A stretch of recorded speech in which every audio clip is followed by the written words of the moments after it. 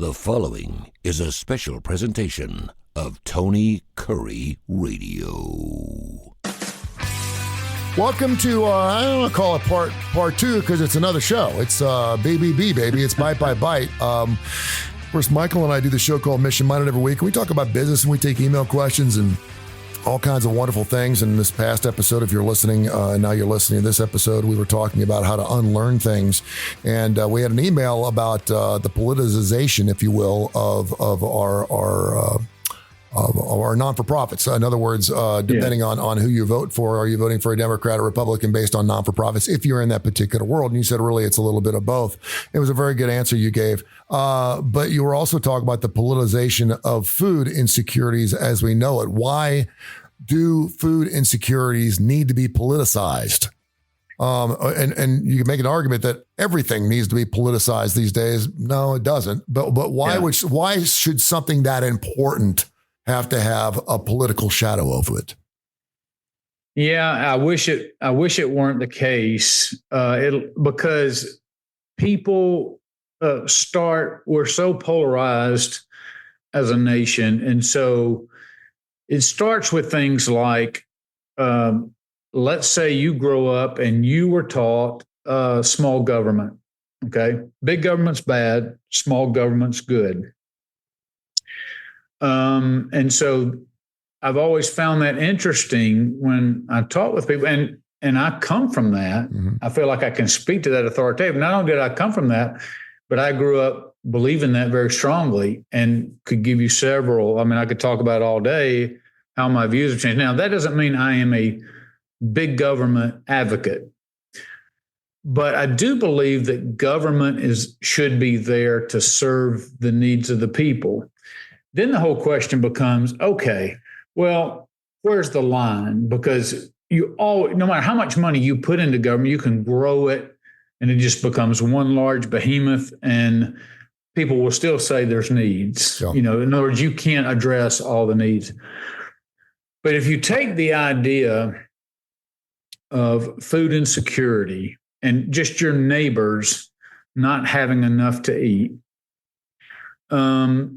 and there's just a whole host of reasons. If we step forward with a program like SNAP benefits and you want to give those and you're like, okay, but there's not enough, the SNAP benefits that come to a particular state are not enough. We need to increase those. Then you're like, well, there's already abuse in the system and it's true with any government program, there's ways to manipulate, there's ways to abuse it if that's what your intent is. And so it begins to push up against your core principle of smaller government.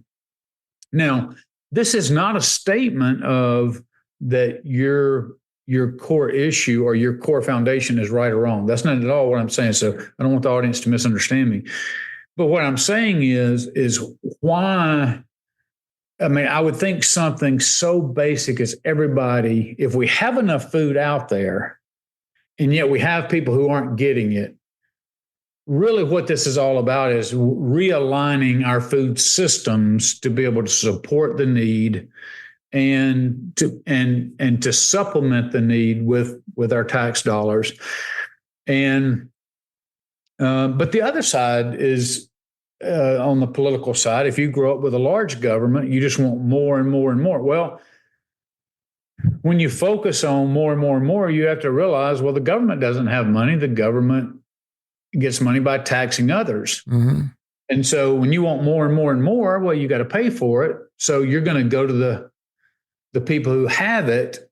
And then you start pitting people in poverty against people that have things, and the people over here who have things say, well, I worked hard for it. And the people in poverty may say, well, yeah, you worked hard. You may have worked hard for it, but you came from an environment that you have advantages in life. You came from a family with a good name, with a good background, with a good, people break that down. Well, because you're white or because you're this or you have this.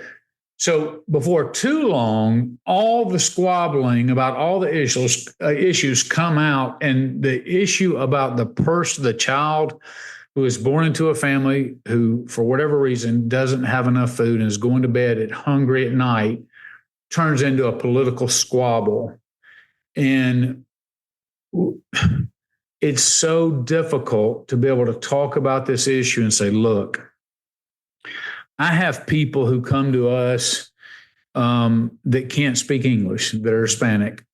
We have a growing Hispanic population who may come and be migrant farmers.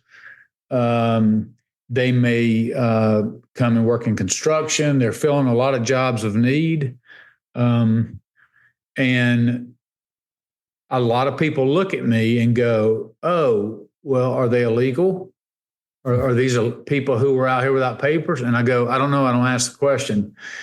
And I'm like, I'm not saying immigration and open borders and that whole discussion. I'm not saying that definitely and I definitely have feelings about open borders. But when I'm looking somebody in the face and they're telling me they're hungry and they don't have any food and they've got little children, whether they're legal or not at that moment doesn't matter. Yep. I'm going to feed them because we care about those people. And the problem is we get into our political comfort zones. This is right. This is anything I don't think is wrong. And so, and I don't know if I've ever said this on this show or on Mission Minded. When it's so easy when you're a politician, and I'm not impugning the motives of any politician necessarily. I'm saying a politician gets a bill put in front of them and says, okay, we're going to do this. And if I'm working from a principle of, no, we need to reduce government, I may say, no, we're going to cut SNAP benefits. And it's just black and white. I'm just looking at a piece of paper. There's nothing emotional about it. No, I'm going to cut. And I said, okay, you're driven by a principle. Let's cut waste out. So I'm going to reduce the amount to eliminate some waste. But in doing so, you're also going to hurt some children, some seniors or whatever that depend on this inevitably. I said, so I want to take politicians who want to cut, and instead of just looking at a black and white piece of paper of legislation, I want to line up the faces and say, now look in the face of the children. Yeah. Here's 100 children that aren't going to get fed through that. Now you get to pick out which of these 100 are not going to get it, because it humanizes the problem. And lots of times we can draw these lines and say, no, we need to be tough here. We need to be tough there. And we dehumanize because we get into the political and say, no, the political argument is what's the priority rather than caring for people. And suffering happens. And unfortunately, we see people who then say, well, how do I reconcile that? Because some of the most generous people are these people who care about, they may be supporting this legislation to cut this, but they may be some of the biggest givers, the ones with the biggest hearts.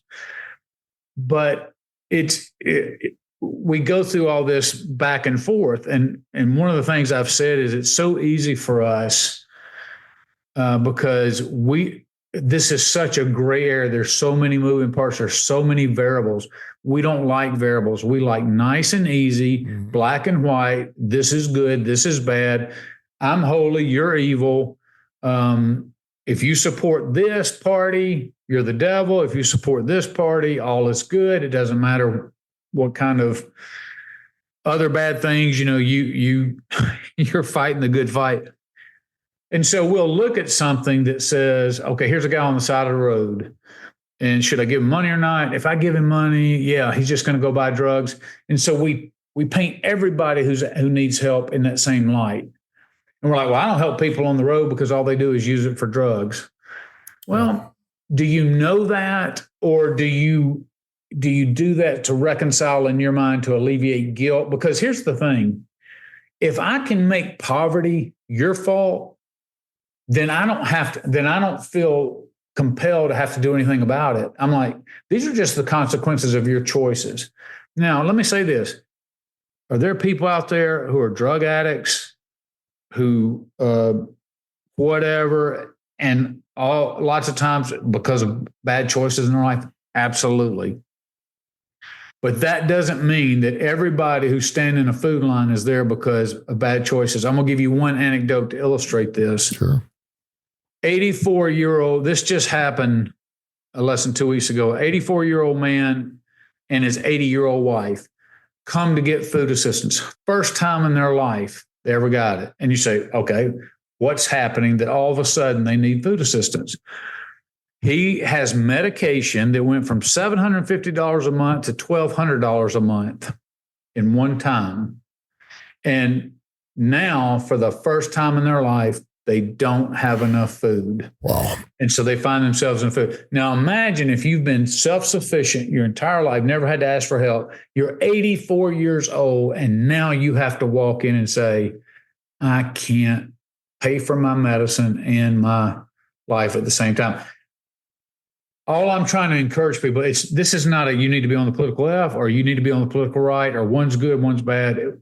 We need to just not strip these issues of humanity and say, let's look at the person, let's not lead with judgment, and let's serve the best that we can. We can't rid of all the waste of, I don't want to say we don't look the other way, but some of that's kind of baked into it that anytime you have a program, you're going to do that. But if you're trying to eliminate every ounce of waste and all of that, and that's your primary focus, you're going to neglect to serve a whole host of people. So I just want to encourage people to just, when it comes to humanity and just some of the basics, everybody needs food. Let's set our judgment aside. Let's set our politics aside and say, how can we best support people in need? I think that brings forward our Christian ethos, our Judeo-Christian values, and it allows us to live that up front. And what you can find is everybody, no matter if you're Democrat, Republican, young or old, black or white, I see us all in this pot together, and it's a very uniting thing when you're working against the evils of poverty and hunger to lift up a family. That's something we can all celebrate together. Amen, brother. Thank you very much. This has been a special presentation of Tony Kurre Radio.